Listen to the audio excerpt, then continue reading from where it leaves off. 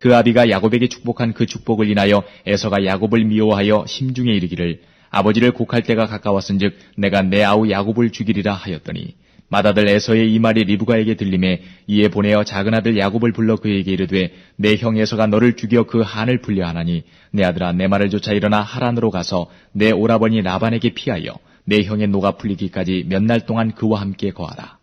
내 형의 분노가 풀려 내가 자기에게 행한 것을 잊어버리거든 내가 곧 보내어 너를 거기서 불러오리다. 어찌 하루엔 너희 둘을 이르리야.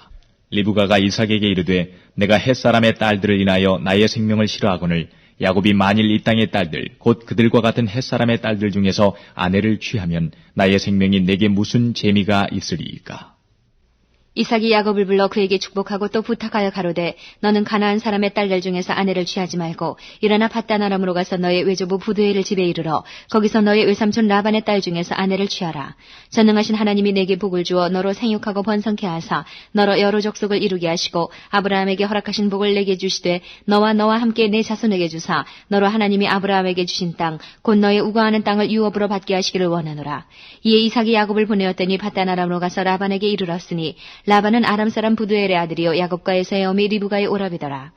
에서가 본즉 이삭이 야곱에게 축복하고 그를 밧단 아람으로 보내어 거기서 아내를 취하게 하였고 또 그에게 축복하고 명하기를 너는 가나안 사람의 딸들 중에서 아내를 취하지 말라 하였고 또 야곱이 부모의 명을 좇아 밧단 아람으로 갔으며 에서가 또 본즉 가나안 사람의 딸들이 그 아비 이삭을 기쁘게 못하는지라. 이에 에서가 이스마엘에게 가서 그 본처들 외에 아브라함의 아들 이스마엘의 딸이요 느바요의 누이인 마할랏을 아내로 취하였더라. 이전부터 키우던 강아지가 하나 있었었는데 애완균 중에서는 그래 똑똑한 개라고 알려진 개여서 잘하길 바랬습니다. 배변을. 강아지는 배변만 잘하면 되잖아요. 근데 생각보다 배변을 잘 못해요. 꼭 나와서 실수하고 아무데나 그냥 그 변을 싸서 그냥 그래요. 근데 생각하지도 못했던 이 새로 들어온 강아지가요 배변을 잘해요. 정확하게 거기 패드에다가 탁 싸는 거예요. 강아지들은 참 신기해요. 제가 보니까 집에 들어오면은 아주 그냥 주인한테 사랑받으려고 난리가 나요, 난리가. 막 그냥 꼬리를 흔들면서 저 좀 사랑해달라고 막 그래요. 우리 다른 두 강아지가 있어요. 우리 황희하고 태희는 그때 만약에 만화 영화를 보고 있었다. 저는 보지도 않아요. 전 보지도 않아요. 네. 우리 아내는 뭐 따뜻하게 저를 사랑으로 잘 대해주지만 혹시 뭐 무슨 일이 있으시면 제가 왔는지조차도 모르실 때가 있어요. 그럼에도 불구하고 제가 소위 말해서 그 강아지들보다 우리 아이들을 덜 사랑하겠습니까? 아니죠. 왜냐면 태생이 달라요. 태생이 달라. 아무리 강아지가 와가지고 막 그냥 헐레벌떡 해도 내 새끼들이 더 예쁘죠. 태생이 그래요. 걔네들은 우리 아이들은 나한테 사랑받기 위해서 태어난 애들이고 강아지 얘네들은 배변 잘하면 조금 칭찬받는 거고 안 하면 그냥 계속 그냥 혼나는 거예요. 우리가 태생이 어떤 것인지를 좀 잘 아는 게 중요한 것 같아요. 진짜 중요한 것 같아요. 여러분과 저는요, 우리 그리스도인들은 하나님께서 복 중에서 이미 구별하셨다 그랬어요. 제가 어제 말씀드렸죠? 복 중에서 어떻게 구별하셨냐? 사랑하기로. 하나님께서 여러분을 너무너무 사랑하기로 작정하셨어요. 그래서 제가 여러분에게 축하한다 말씀드렸어요. 예수 믿게 된 거 축하드린다고. 근데 문제가 뭐냐면 자기를 하나님이 정말 사랑하신다는 그 사실을 모르고 있을 때, 이때 뭘 하게 됐냐? 인생이 헛다리가 돼. 헛다리 짚는 거야, 헛다리. 잘못된 일을 하게 되는 거예요. 오늘 본문에서 보니까 에서가 독특한 방향으로 전개해 나갑니다. 제가 이 친구가 아니죠. 한참 저기시지만. 아무튼 이 에서분을 보니까 아니 헛다리를 짚어도 이렇게 헛다리를 짚나는 생각이 들더라고. 그래서 제가 오늘 말씀을 묵상하고 단번에 떠오른 설교 제목이 헛다리예요. 헛다리. 헛다리 짚었어. 자, 에서가요 무슨 장면을 보게 되냐면은 야곱이 아버지에게 축복받고 밧단 아람으로 떠나는 장면을 보게 돼요. 야, 이거 봐라 하고 쳐다보게 되는데, 그 가게 되는 배경에 그 숨겨지는 의도가 있는데 그걸 모르고 그 겉으로 드러난 모습은, 아, 이 어머니 리브가가 에서의 부인들 때문에 아주 화가 난 거예요. 이 햇사람들, 이 가나안 햇사람들 때문에 아주 속이 터져가지고 우리 아들 야곱만큼은 우리 같은 족속인 밧단 아람으로 보내서 거기에서 며느리를 삼게 해야 되지 않겠냐 해가지고 그를 보내는데, 아버지가 너무 좋아하시고 축복하고 그러는 거예요. 그래서 자기 부인들을 보니까 아버지한테도 잘 못하는 것 같아. 그래서 어떻게 했느냐, 이스마엘에게서부터 이스마엘의 딸에게 장가를 또 들어요. 이게 왜 헛딸입니까? 이삭과 이스마엘은 앞으로 원수지간이 되는데 지가 무슨 로미오와 줄리엣도 아니고 왜 이스마엘에게서 며느리를 또 데려오냐 말이에요. 이게 바로 헛딸이에요, 헛딸이. 자기 딴에는 아, 내가 가나안 족속에서 아내를 데려와가지고 문제가 됐구나 생각해가지고, 그래도 아브라함 할아버지의 아들이잖아요. 잘못된 아들이 아닙니다. 제대로 된 아들이에요. 그러니까 이게 뭘밖에 못 보는 겁니까? 하나님의 약속을 보지를 못하는 거고 그냥 육적인 것밖에 보지 못하는 에서의 한계예요. 에서의 한계. 자, 숨은 의도는 사실은 야곱을 이제 리브가가 보호하기 위해서, 뭐 결혼이고 뭐고 그런 얘기는 없어요. 너 빨리 가가지고 가 있다가 형이 이제 분노가 이제 잦아들면 그때 내가 부를게 해가지고 보낸 거예요. 근데 그 의도가, 그런 숨은 의도가 있었지만 하나님은 또 그걸 이용하시죠. 그래가지고 거기에서 제대로 된 아내들을 만날 수 있도록 하나님이 또 인도해 주시는 과정을 보게 돼요. 우리가 이 말씀을 제가 드릴 때에 왜 헛다리라고 말씀을 드렸냐면, 에서는 자기가 복받지 못하는 이유가 무엇일까를 잘못 짚은 거예요.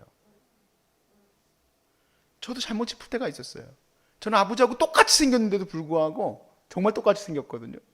삼촌이 너 다리 밑에서 주워왔어 그러더라고. 우리 어렸을 때 그런 거 하잖아요. 너 다리 밑에서 주워왔어. 네 아버지 저기 다리 밑에 가면 있어. 그래가지고 내가 얼마나 슬펐는지. 우리가 또 청계천에 살았거든요. 그래가지고 어떻게 된 걸까? 내 아버지는 어디일까? 돌아다니는 게 뭐예요? 그게 헛다리 짚는 거예요. 그게 헛다리 짚는 거예요. 이 과정을 풀어가는 게 뭔지를 여러분이 한번 보셔야 돼요. 내가 헛다리 짚는 인생이 안 되려면 어떻게 해야 될까? 예수님께서 헛다리 짚고 있던 베드로를 다시 회복시키는 과정을 한번 제가 말씀을 드릴게요. 이 베드로가 예수님이 십자가 지실 때에 3번 예수님을 부인하죠. 3번 부인해요. 그리고 나서 예수님이 다시 부활하셔가지고 나타난 거예요, 제자들에게. 얼마나 기쁘고 좋은 일입니까? 더 예수님의 신성이 드러나는데. 그런데 베드로가요, 제자들하고 같이 이제 앉아있다가 난 고기나 잡으러 갈란다 그러는 거예요. 예수님 말씀 따라서 생명을 구하고 사람을 구하는 일을 해야 되는데 왜 갑자기 고기 잡으러 가는가? 성경이 안 나오는데 제가 이 말씀을 보면서 마음속에 싹 해석이 들어오더라고. 헛다리 짚고 앉아있구나. 왜 헛다리냐? 자기가 예수님을 3번이나 부인했으니까 더 미안한 거야, 더. 그리고 더 자기가 예수님 앞에 서게 되면 서게 될수록 처량해 보이는 거예요. 예수님이 더 위대해 보일수록, 예수님이 더 높이 올라갈수록 자기는 더 처량해 보이는 거예요. 그래서 자기가 할 일은 사역이 아니라 고기 잡는 일이야. 그래서 고기 잡으러 갔어요. 근데 더 놀라운 건 뭐냐? 제자들 중에 베드로 사도 어떻게 그럴 수가 있냐? 예수님이 당신을 얼마나 사랑하는데 하는 사람이 아무도 없어. 왜 그럴까요? 다 똑같거든. 우리도 고기나 잡으러 가자 하고 고기 잡으러 갔어요. 다 같이 뭐 하는 겁니까? 헛다리 짚고 앉아 있는 거예요.